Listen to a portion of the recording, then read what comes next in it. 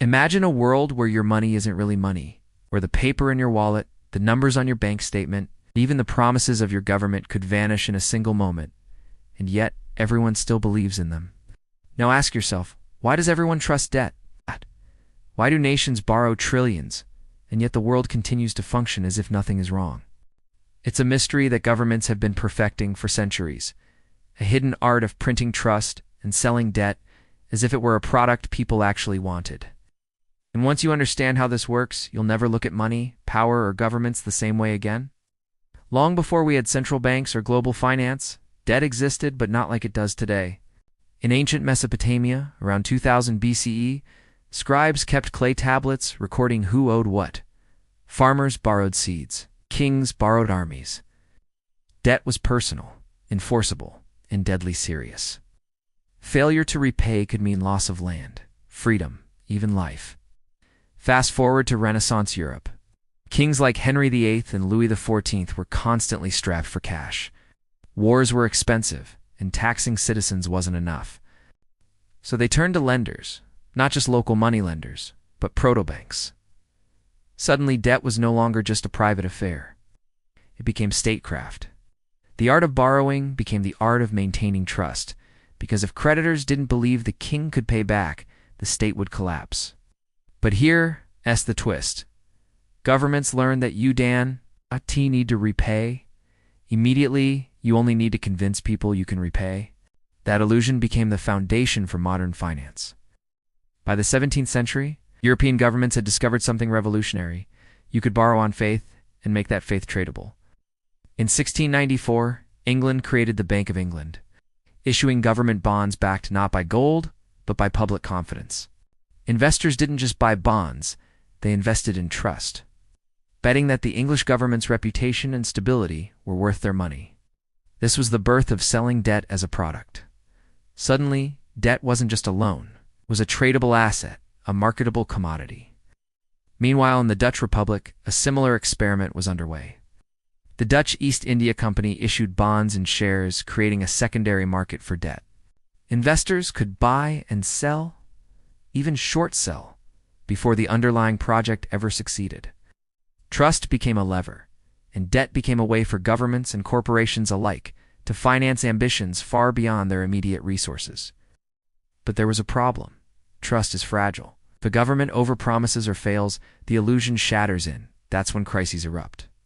History is full of spectacular failures. France, 18th century. The monarchy borrowed excessively to finance wars and extravagant lifestyles. When creditors began doubting repayment, the French Revolution exploded. Trust, the lifeblood of debt, evaporated overnight. United States, 1837. Land speculation fueled by easy credit led to a financial panic. Banks collapsed. People lost savings. Once again, trust in institutions proved fragile. Germany, 1923. Hyperinflation in the Weimar Republic was not a failure of money, it was a failure of trust. People didn't believe the government could honor its promises, and the paper marks became worthless. These examples reveal a critical truth. Governments can create trust, but it can also be destroyed faster than any war or famine. By the 20th century, debt had become a global phenomenon. World wars required unprecedented borrowing. Governments issued bonds to citizens and banks alike. In many cases, these debts were repaid not by direct revenue, but through economic growth, inflation, or further borrowing. After World War II, the Bretton Woods system emerged. The US dollar became the anchor for global finance, backed by gold, but more importantly, backed by American credibility. Nations trusted the US to honor its commitments, and debt markets exploded in size. But cracks were already forming. By the 1970s, oil shocks, stagflation, and political uncertainty tested faith in governments and currencies. The US abandoned gold backing in 1971, yet global markets continued to function. Because trust had become self-reinforcing. If everyone believed in debt, it worked, even without tangible backing. Throughout history, governments have tried to fix debt crises, sometimes successfully, often not. Inflation, a tool to reduce debt burden by lowering real value of money. Works short-term, destroys trust long-term. Austerity, cuts spending to signal fiscal responsibility, often triggers recessions, social unrest, and political instability. Bailouts. Transfer private sector losses to taxpayers. Stabilizes markets, but fuels moral hazard rewarding risk-taking with public money. Each solution is a temporary patch. The deeper lesson: debt isn't just financial. Without trust, none of these mechanisms work. Today, global debt is over $300 trillion. It's more than 3 times the world's GDP.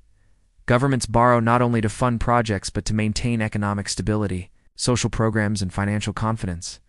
Japan owes more than 250% of its GDP, yet it continues to borrow at near zero interest rates. Why? Because domestic trust remains intact. U.S. debt ceiling crises repeat every few years. Markets panic, then come again, showing that debt depends less on solvency and more on perceived trustworthiness. Even in emerging markets, the pattern repeats. Governments borrow heavily during growth periods. Creditors trust the narrative, and crises emerge when that faith falters. The cycle never changes. Trust is the true currency. Governments don't sell debt, they sell confidence. Without it, even the largest economies collapse. Debt is cyclical and psychological. Crises aren't random, they follow patterns of overconfidence, overextension, and eroded trust.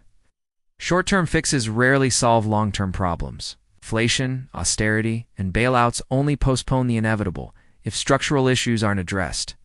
Next time you see a government issue new bonds, promise fiscal stimulus, or bail out failing institutions, remember, it's not just economics, it's psychology.